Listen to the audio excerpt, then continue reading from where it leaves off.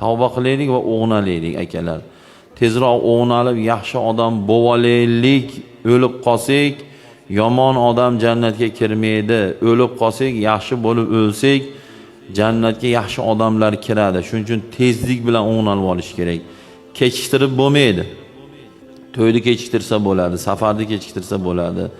Sapoyni indinga olsak ham o'lib qolmaymiz. Dekabrda oxirida olsak ham o'lib qolmaymiz. Yo nimadirlarni kechiktirsa bo'ladi, lekin tavbani kechiktirib bo'lmaydi. Nimaga? Chunki hozir shetdan birortamiz masjiddan chiqmasligimiz mumkin. Shetda o'lib ketishimiz mumkin. Bo'lishi mumkin. Nafasingga o't tushsin siz ham, menga nafasingiz sovuqdi siz ham, bo'lishi mumkin. Bo'lishi mumkin. Hatto biladi osmondan boshimizga meteorit tushar balki. Tarsa hammamiz yer tagiga olib kirib ketar. Birov bilmaydi uni tezligini, u usha bo'lmaydi. Balki o taqatni 10 bal yer qim bilan yer ochilib ketar balki. Uni hech kim bilmaydi. Chunki tavbani doim sekundini sekundiga qilaverish kerak. Nimaga o'lim qachon kelishi noma'lummi? Noaniq narsami? Hozir bo'lishi mumkinmi? Ertaga kelishi mumkinmi? Davay, ey Xudo kechir.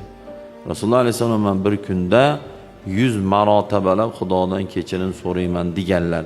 Payg'ambarki shundoq bo'lganlaridan keyin siz bilan menga yo'l bo'lsin, tavbaga xotirjam bo'lib qolishga yo'l bo'lsin ekanlar. O'zimizni o'g'naylik.